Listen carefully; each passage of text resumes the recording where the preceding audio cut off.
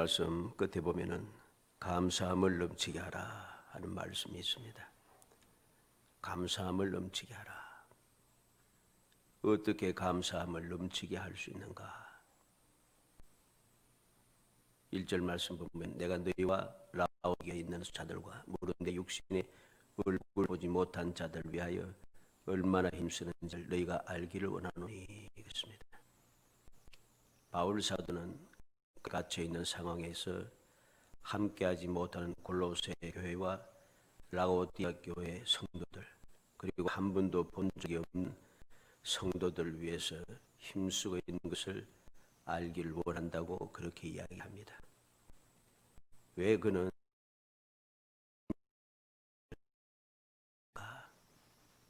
무엇 때문에 보지도 못하고 한 번도 본 적이 없는 성도들 위해서 그렇게 힘쓰고 있는가? 바로 그 이유가 감사함을 넘치게 하였다는 이유가 되는 것입니다. 우리는 신앙의 생활을 하면서 어떻게 하면 감사가 넘치는 삶을 살 수가 있을까? 분명히 믿음의 사람들은 감사가 넘치는 삶을 살아야 되는데 그렇게 가르침을 받고 이야기를 듣고 살아와서 감사가 넘치는 삶을 살아야 되는데 그렇게 하고 싶은데 이게 잘 안 되는 것입니다. 왜 안 되는가? 감사함을 넘치게 해야 할 이유를 내가 마음에 새겨두지 못하기 때문입니다. 왜 감사한지, 그냥 감사도 왜 감사를 넘치게 해야 하는지 그 이유를 내가 알아야 하는 거죠. 그 이유를 알게 되면은 누가 감사하지 말았지 않아도 자동으로 그냥 감사가 돼요. 이와는 좀 다른 이야기입니다만은 다 그렇진 않지만 생명의 원인이 되는 사람, 절대절명의 순간에 아무도 돕지 않는데 나를 도와서 나로 하여금 그 모든 문제를 해결하게 하고 지금까지 살아오는데 큰 보탬이 되고 유익이 되게 했던 그 은혜를 입었던 일, 그 일을 생각하면은 또 그런 은혜를 주었던 사람을 생각하면서 계속 감사해요. 물론 세상이 악하다 보니까 은혜는 잊어버리고, 그렇죠? 은혜는 물에 새기고 그러잖아요. 은혜는 물에 새기고 원수는 돌에 새긴다. 뭐 그런 식으로 이해할 말도 있잖아요.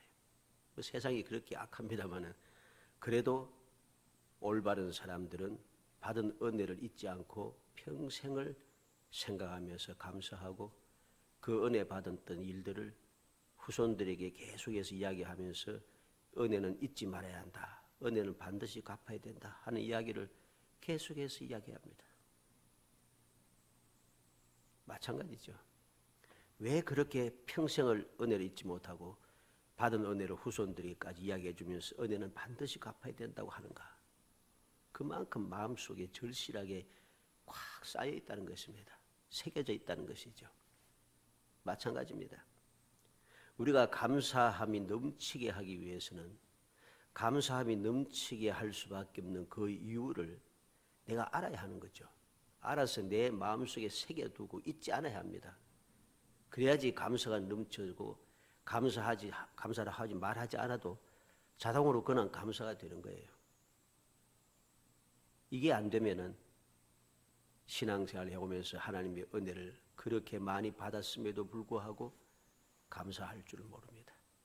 감사할 줄 모르고 배은망덕하여서 마치 이스라엘 백성들처럼 눈앞에 하나님께서 함께 하시고 기적의 역사가 계속해서 이어지고 끊임없이 도우심이 있음에도 불구하고 원망하고 불평하며 배은망덕하고 그렇게 하는 거죠.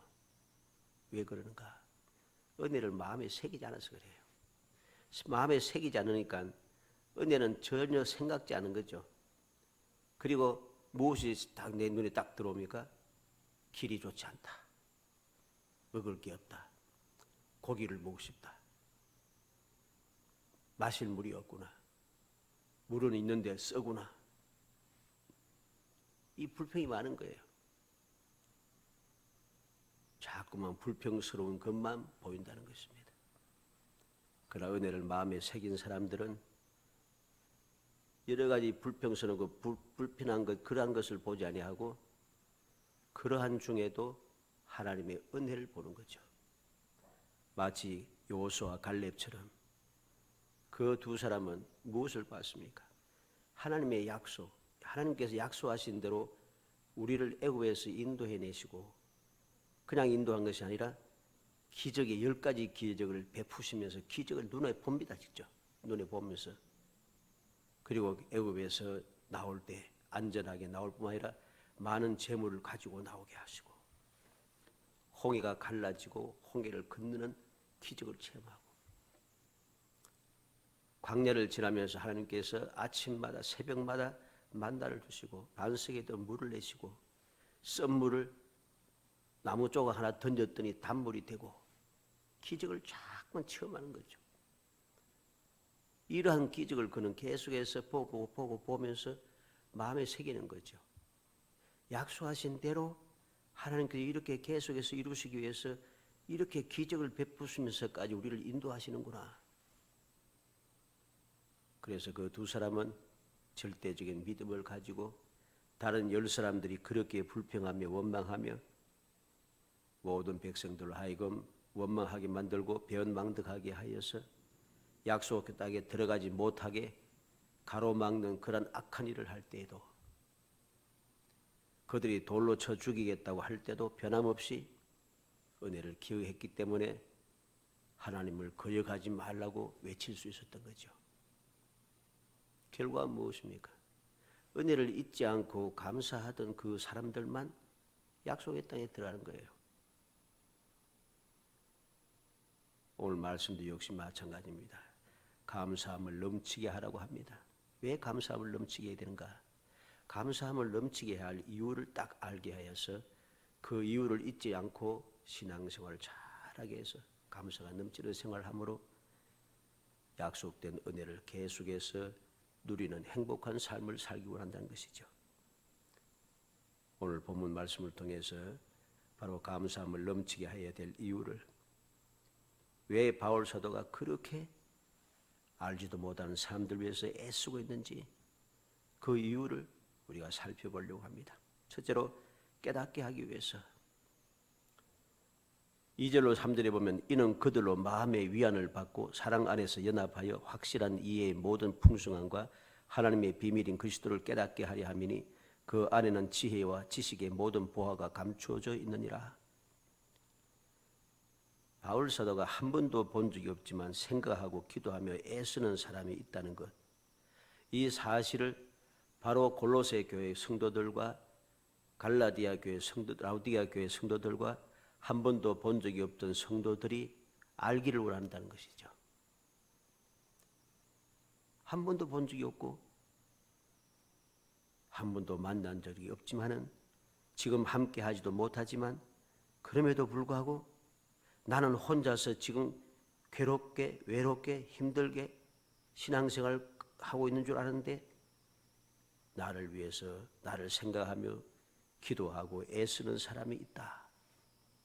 이러한 사실을 알고 위안을 받는다는 것이죠. 마음의 위안을 받고 위안을 받는 것이죠. 그리고 이런 놀라운 사랑을 하고 받게 하는 하나님의 사랑의 정표인 예수 그리스도를 깨닫게 하는, 그래서 믿음을 더 굳건하게 하는 이 사실을 알기를 원한다는 것입니다. 왜 바울 사도가 골로새 교회 성도들과 라우디게아 교회 성도들과 본 적도 없는 사람들 위해서 이렇게 힘쓰고 애씁니까? 이유가 뭐예요? 바울 사도 자신도 하나님의 그러한 극진한 사랑을 받았다는 것입니다. 그는 예수를 알지 못하고 오히려 예수 믿는 사람을 핍박하고 죽이는 데 앞장서던 사람입니다. 자격이 없는 나를 하나님께서 나를 택하시고 주님께서 나를 기억하셔서 충성되게 여기셔서 나에게 직접 찾아오시면서, 그것도 내가 좋은 일을 할 때가 아니라 예수 믿는 사람들 해치려고 다메섹으로 갈고 있는 바로 그 노중에 나에게 찾아오셔서 나를 불러주셨다는 것이죠. 그래서 나를 불러주시고 나를 택하여 예수를 믿는 믿음을 선물을 주시고 그 믿음을 가지고 끝까지 충성하며 살아갈 수 있도록 은혜를 베풀어 주셨다는 것입니다. 이 사실을 알게 되니까 감사하지 않을 수가 없어요. 바울사도도 이 감사한 마음을 자기 혼자 알고 있을 수가 없어요. 나처럼 잘못 알고서 신앙의 생활을 제대로 하기 힘들어하는 사람들, 견디지 못해서 애쓰는 사람들, 슬퍼하는 사람들, 고통하는 사람들, 또는 잘못된 신앙생활을 하는 사람들, 그 사람들도 나와 같은 이 은혜를 깨닫고 감사가 넘치는 삶을 살게 하기 위해서 그들 위해서 그렇게 힘쓰고 애쓰고 있다는 것입니다. 이 놀라운 사랑을 받게 하고 하게 하는 하나님의 사랑의 정표, 그 예수를 알게 함으로써 그들의 믿음이 들어서게 되고 들어선 믿음이 더 굳건하게 되기를 그는 원하고 있다는 것입니다. 왜 그럴까요? 어떻게 더 믿음이 굳건해질 수 있어요? 그 안에는 지혜와 지식의 모든 보화가 감추져 있느니라. 우리가 원하는, 우리가 생각하는, 우리가 하고자 하는 모든 보화가 바로 예수 그리스도 안에 있더라는 것입니다. 바울 사도는 그 사실을 알았어요. 그 사실을 깨달은 거죠. 다메섹 도상에서 예수님을 만난 뒤에 그 사실을 깨달았어요. 아나니아를 통하여서 예수의 이름으로 안수를 받으며 보지 못했던 소경이 되었던 눈이 떠여지고 성령의 충만함을 받으면서 그것을 깨달았어요. 바로 깨달은 그것을 자기 혼자 알고 있는 것이 아니라 자기의 뒤를 따라오는 사람들, 믿음의 후손들, 믿음의 후사들을 위해서 그들도 이 모든 어려움을 이겨내고 계속해서 믿음을 굳건하게 지켜가기를 원하는 간절한 마음을 가지고 힘쓰고 애쓰는 거죠. 이렇게 깨닫게 하기 위해서 그는 힘쓰고 있다는 것, 그리고 힘쓰는 것을 보면서 주님께서, 예수님께서 나를 위해서 이렇게 역사하셨구나, 그것을 알고 감사가 넘치게 하기를 원한다는 것이죠. 이걸 알아야지 감사가 되죠. 나이가 모르는데, 지금 바울사도가 보는 이 사람들을 다 바울은 모르잖아요. 모르는데도 이렇게 간절한 마음으로, 지금 바울사도는 감옥에 갇혀 있습니다. 감옥에 갇혀 있는 그 자기 자신도 돌보기 힘든 그러한 때에도 간절한 마음을 가지고 생각하고 힘쓰고 애쓰며 기도하고 그들 위하여서 이러한 마음을 가지고 하나님 앞에 아뢰고 있는 거, 이렇게 편지까지 쓰면서 그들 믿음을 북돋워 주고 있는 것입니다. 이러한 일들이 왜 일어나는가? 그리스도 예수를 알게 되면 이 일이 일어난다는 것입니다. 이러한 사실을 알게 되니까 모든 것이 감사하죠. 그래서 바울 사도는 모든 것이 감사했지만 특히 감옥에 갇혀 있으면서도 모든 성도들에게 편지를 쓰면서 옥중 서신에 보면 다른 서신보다도 감사와 기쁨과 찬송이 넘쳐납니다. 감사가 넘치더라는 것이죠. 두 번째로 속임을 당하지 않기 위해서.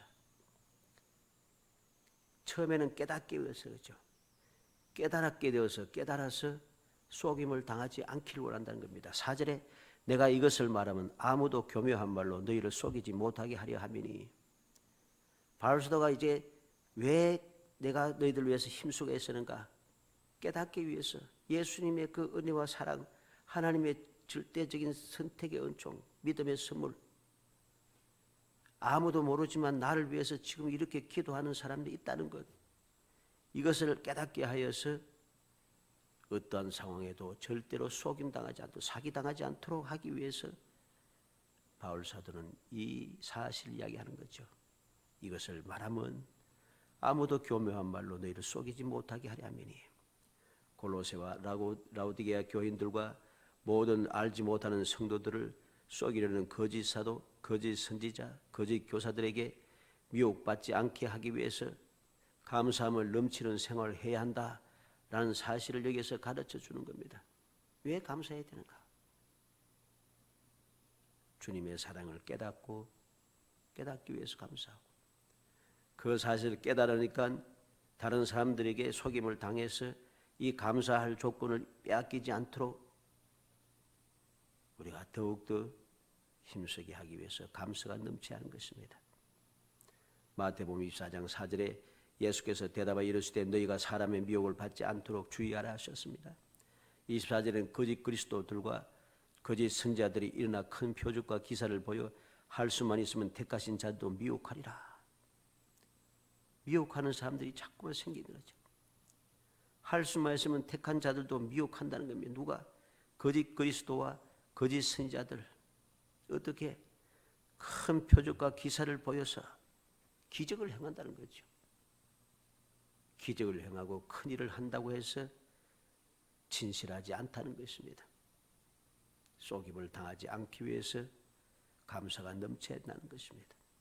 사도행전 20장 30절에도 보면 또한 여러분 중에서도 제자들을 끌어 자기를 따르게 하려고 어그러진 말을 하는 사람들이 일어날 줄 내가 아노라. 교회 안에서도, 같은 교회 안에서도 거짓된 말을 하여서 주님을 따르게 하지 않고 자기를 따르게 하려고 어그러진 말 하는 사람들이 일어난다는 것이죠. 로마서 16장 18절에는 이 같은 자들은 우리 주 그리스도를 섬기지 아니하고 다만 자기들의 배만 섬기나니 교활한 말과 아첨하는 말로 순진한 자들의 마음을 미혹하느니라. 주님을 섬기지 않고 자기 배만 섬기다. 다시 말해서 자기 유익만 구한다는 거죠. 내가 영광을 가로채고 내가 이 필요한 것을 채우기 위해서. 모든 사람은 자기 따르게 하는 이유가 무엇입니까? 자기 이익을 위해서죠. 그래서 그렇게 따르게 하기 위해서 하는 말이 교활한 말, 아첨하는 말.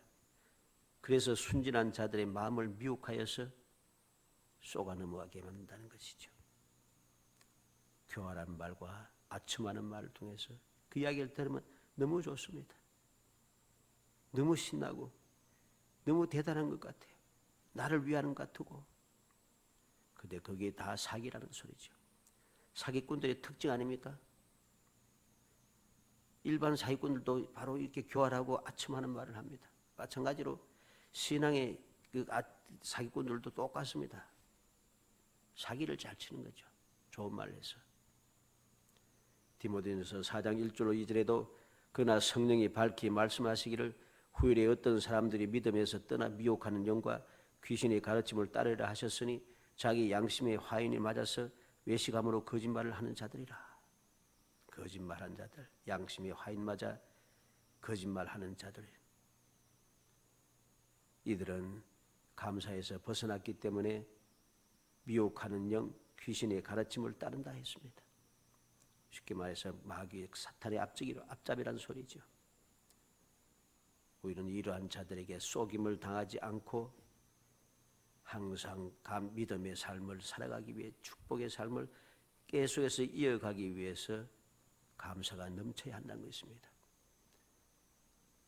왜 자꾸만 내가 사기를 당하게 돼요? 내가 있는 것을 족하게 여기고 감사하지 못하기 때문입니다. 욕심이 생기잖아요. 자꾸만.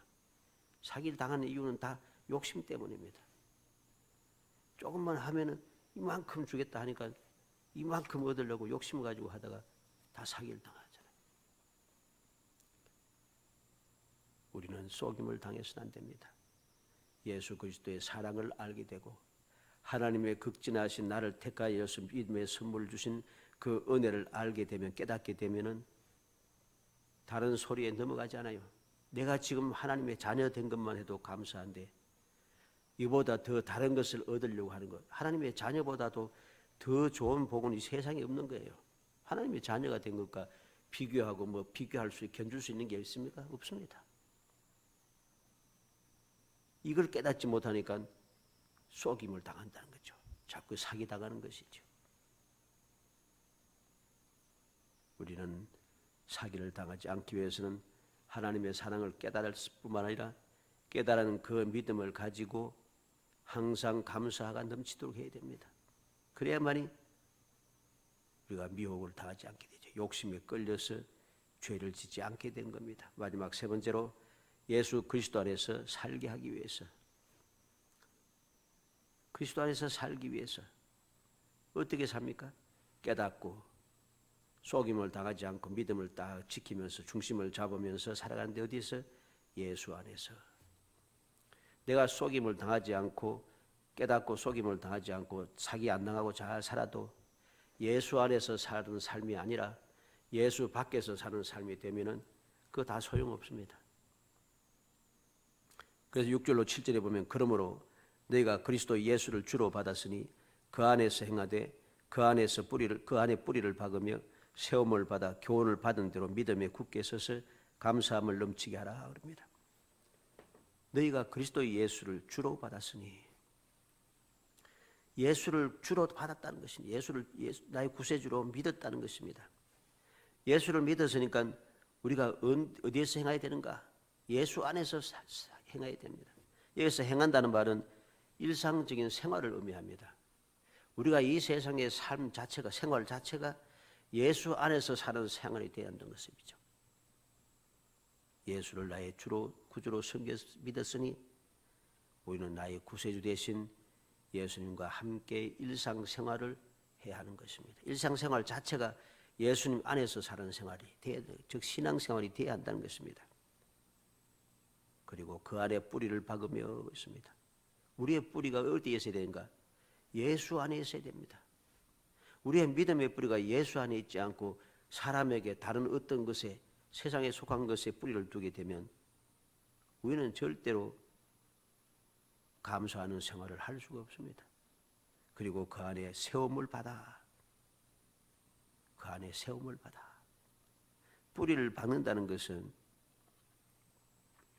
뿌리를 받는 것은 단번에, 예수를 믿음으로 단번에 뿌리를 내려야 한다는 소리입니다. 눈치 보고 따지고 하지 말고 예수님 안에서 믿음의 선물을 받았으니까 믿음의 뿌리를, 예수 안에 바로 내 뿌리를 내려야 한다는 소리죠.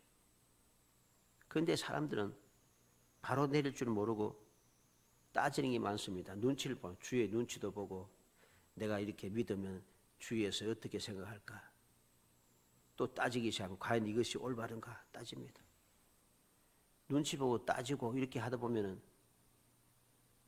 기회가 항상 있는 게 아니에요. 기회를 놓쳐버리면 그 다음에는 기회를 다시 잡기가 힘들어요. 얼마나 기회가 잡기 힘든지 사람이 평생 기회가 뭐 3번 있다 뭐 그렇게 하지 않습니까? 그만큼 기회가 적다는 소리죠. 세상도 그러한데 하물며 세상의 그 무엇과도 비교할 수 없는 가장 소중한 믿음의 선물을 받는 이 기회가 많을 수가 없습니다. 기회를 놓치면 끝장이라는 것이죠. 그 안에 뿌리를 박으며 예수 안에 우리의 믿음의 뿌리를 단번에 내려야 됩니다. 단번에 내리지 못하면 사기당하는 거죠. 믿음의 길이 많다. 이 길도 여러 가지, 세상에는 사상도 많고 여러 가지 종교도 많아서 다 다르지만은 결국은 도착하는 데는 같다. 뭐 이런 식으로 이야기합니다. 그렇게 진리의 길, 구원에 받는 길이 많을 것 같으면 힘들게 뭐 신앙생활 할 필요가 없어요. 그렇게 할 필요가 있겠습니까? 방법이 많은데 방법은 오직 한 가지뿐입니다. 구원을 받는 방법, 성공하는 방법, 우리가 문제를 해결하는 방법, 모든 방법 한 가지밖에 없어요. 해결 방법이 2가지, 3가지 있으면 해결하지 못할 일이 어디 있겠어요? 무엇이든 다 해결할 수 있어요. 해결이 안 되니까 지금 세상이 이렇게 힘들고 어렵잖아요. 뭐 될 줄 알았더니 안 되고, 이제는 뭐 예방약도 나오고 치료제도 곧 나온다고 합니다만은 이게 옳으냐 마느냐 지금 말도 많습니다. 괜찮은가 하든가 또다시 또 사방에서 환자들이 자꾸만 생기기 시작하고 위험하다 위험하다 한 소리 계속해서 듣습니다. 한 가지 방법밖에 없으면 벌써 해결했죠. 벌써. 그렇지 않다는 거예요. 다른 방법이 많으면 해결했을 텐데 해결이 안 되는 것입니다. 해결하는 방법은 한 가지, 우리가 이런 세상에 있는 코로나19도 그 바이러스를 치료할 수 있는 치료제가 딱 하나 나와야 되죠. 예방하는 약이 바로 하나 나와야 됩니다. 그런데 이것이 잘 안 된다는 것이죠. 마찬가지입니다. 믿음의 삶도 마찬가지입니다. 예수 그리스도를 주로 받았으니 그 안에서 뿌리를 박아야 된다. 예수 안에 뿌리를 박아야 된다. 내가 예수 믿는 사람이 되었는데 예수님한테 믿음의 뿌리를 박지 않고 다른 곳에 믿음의 뿌리를 박는다는 그 자체가 잘못된 거죠. 그리고 그 안에 세움을 받아 했습니다. 세움을 받는다는 것은 건물을 계속해서 지어 올린다는 뜻입니다. 믿음의 뿌리는 단번에 내리고 세움을 받는 것은 건물은 계속해서 지어 올라간다는 거죠. 믿음은 자꾸 자라야 한다는 소리와 마찬가지입니다. 계속해서 믿음이 성장해야 하는 것이죠. 그 안에서 교훈을 받은 대로 믿음에 굳게 서서 예수 안에 뿌리를 받고 예수 안에 세움을 받아서 그곳에 계속 믿음의 성장해 가면서 예수 안에서 받은 교훈을 받은 대로 우리가 믿음에 서서 든든히 살아가면은 그 교훈에서 벗어나면 안 된다 소리입니다. 교훈 안에서 내가 살아갈 때에 비로소 우리는 모든 감사가 넘치게 되고 감사가 넘치게 되면은 사기를 당하지 않게 되고 사기를 당하지 않게 되니까 않기 위해서는 또 깨닫게 되고 이것이 자꾸만 연속해서 이루어집니다. 연속해서 이루어짐으로 우리의 삶은 복이 되는 것이죠. 사랑하는 성도 여러분, 넘치는 감사가 무엇입니까? 넘치는 감사는 일상생활 자체가 감사가 되는 것입니다. 언제든지 감사하고 어디서든지 감사하고 어떤 상황이든지 감사하고 어떤 환경이든지 감사하고 어떤 형편과 처지를 물론하고 불문하고 무조건 감사하는 것. 일상생활 모든 것이 다 감사하다는 거죠. 이게 바로 감사함을 넘치게 하는 것입니다. 요한복음 6장 5절로 13절에 보면 조금씩 주어도 200대란의 떡이 부족한 상황임에도 불구하고 한 아이가 가진 보리떡 5개와 물고기 2마리를 가지고 예수님께서 축사하셨다고 그랬습니다. 축사하신 후에 모든 사람들에게 5,000명이 넘는 사람들에게 원하는 대로 주셨다고 합니다. 그 5,000명이 넘는 사람들이 다 배불리 먹고 난 다음에 남은 조각을 거두어 봤는데 12조각이 되었다. 그렇게 말씀합니다. 무슨 말입니까? 500단에 200단의 돈을 사도 모자라는데 물고기 2마리 떡 5개밖에 없는데 그런데 주님은 그것이 감사한 것이죠. 요한복음 11장에 보면 나사로가 죽었을 때 함께 있지 않았음을 기뻐하셨다고 15절에 말씀했습니다. 나사로의 냄새나는 무덤 앞에서 감사하셨습니다. 41절에 보면 왜 감사했습니까? 믿게 하기 위해서.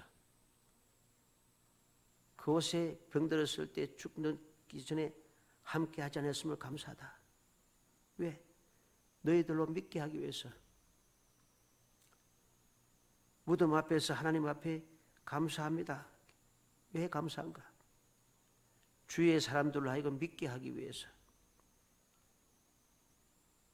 주님께서는 병들어 죽게 된 것을 그곳에 있지 않았음을 감사하고 썩어서 나흘이 되어 썩어서 냄새나는 상황에 있음에도 감사하다는 것이죠. 그 감사가 놀라운 감사를 더 넘치게 해주는 것입니다. 역대하 5장 13절에 보면 나팔 부는 자와 노래하는 자가 일제히 소리를 발하여 여호와를 찬송하며 감사하는데 나팔 불고 재금치고 모든 악기를 울리며 소리를 높여 여호와를 찬송하여 가로되 선하시도다 그 자비하심이 영원히 있도다 하며 그때 여호와의 전에 구름이 가득한지라. 솔로몬이 성전을 건축 완공하고 하나님 앞에 봉헌식을 드리며 때 하나님 앞에 감사하고 찬송할 때 여호와께서 강림하셔서 성전이 가득 차 영광이 가득 찼습니다. 역대하 20장 21절에는 유다 백성들이 요사박과 유다 백성들이 하나님 앞에 감사와 찬송을 드렸더니 놀라운 기적의 역사가 나타나 벼라가 골짜기에 기적의 역사가 일어나더라는 것이죠. 시편 50편 23절에 감사로 제사를 드리는 자가 나를 영화롭게 하나니 그 행위를 옳게 하는 자에게 내가 하나님의 구원을 보이리라. 감사로 하나님께 제사를 드리는 자. 우리가 제사를 즉 예배를 드려도 감사함으로 드려야 되고 기도를 해도 감사함으로 드리고 신앙생활도 감사함으로 해야 됩니다. 이왕 하는 것을 감사함으로 하면 얼마나 좋습니까? 그러면 그것이 우리에게 큰 복이 된 것이죠. 다니엘서 6장 10절에는 다니엘이 조서의 의인이 찍힌 것을 알고도 자기 집에 돌아가서는 그 방에 예루살렘을 향하여 열린 창에서 전에 하던 대로 하루 3번씩 무릎을 꿇고 기도하며 그 하나님께 감사하였더라. 지금 기도하면 죽는데도 그는 변함없이 감사하더라는 것이죠. 이렇게 일상생활이 감사가 되는 것입니다. 그랬더니 하나님께서 기적의 역사를 일으켜 주시더라는 거죠. 고린도전서 15장 50절에 우리 주 예수 그리스도로 말미암아 우리에게 이김을 주시는 하나님께 감사하노니, 바울 사도는 여러 가지 이제까지 주님을 만난 뒤에 모든 생활이 승리하는 생활이었다고 고백합니다. 그래서 감사하다고 합니다. 고린도후서 9장 15절에 말할 수 없는 그의 은사를 인하여 하나님께 감사하노라. 말할 수 없는 은사를 주님께로부터 받았다는 거죠. 그래서 하나님께 감사합니다. 데살로니가전서 5장 18절에는 범사에 감사하라. 이는 그리스도 예수 안에서 너희를 향하신 하나님의 뜻이니라. 범사에 감사하는 것, 이게 예수 안에 있는 믿음의 사람들에게 하나님께서 원하시는 뜻이라는 것이죠. 우리는 감사함을 넘치게 해야 될 이유를 다시 한번 마음에 새겨야겠습니다. 왜 감사가 넘치게 하느냐? 알지도 못했던 나를 위해서 주님께서 이 땅에 오셔 십자가에 달려 돌아가셔서 피를 흘리심으로 우리 죄의 사함을 받게 하셨고, 그러한 은혜를 입은 사람들이 너무나도 감사하여 알지도 못하는 사람을 위해서 지금도 주님께서 기도하시듯이 지금도 애쓰면서 기도하고 있다는 것, 나를 돕는 자들이 많다는 것입니다. 나 혼자인 줄 알았더니 혼자가 아니라는 거죠. 그것을 깨닫게 해주셔서 감사합니다. 깨달을 뿐만 아니라 이렇게 깨닫게 해주시는 이유가 무엇인가? 속임을 당하지 않도록 하기 위해서. 언제든지 나를 사랑해서 지금도 애쓰고 기도하고 나를 돌보는 주님의 기도, 성령님의 기도, 도우심, 나를 알지 못하는 사람이 나를 위해서 지금도 기도하는 많은 믿음의 형제 자매들이 있다는 것이죠. 이것을 깨닫았으니까 절대로 이것을 아는 한 속임을 당하지 않는다는 것입니다. 속임을 당하지 않으니까 언제든지 예수 안에서 내 믿음의 생활을 이어갈 수 있다는 것, 그래서 감사한 것입니다. 어찌하든지 우리 모든 성도들이 이 세상을 살아가면서 내가 예수를 믿고 신앙생활을 하고 시작하였으니 우리의 신앙생활이 그냥 아무것도 아닌 무미건조한 세상 사람들과 똑같은 그런 삶이 되지 않고 감사가 넘치는 삶이 되어서 감사가 넘치는 사람들에게 약속하신 그 귀한 은혜, 주님께로부터 끊임없이 받아 누리며 주님 약속하신 기적의 삶을 이어가는 정말 신앙생활 자체가 이 세상에 살아가는 삶의 그 순간순간이 항상 행복하고 기쁨이 넘치는 정말 복된 성도이 되시기를 주의 이름으로 축복합니다. 은혜 감사합니다. 사랑하여 주셔서 택하여 주시고 택한 저희들 하여금 주님의 은혜를 잊지 않고 기억하게 하셔서 항상 감사하게 하심을 감사합니다.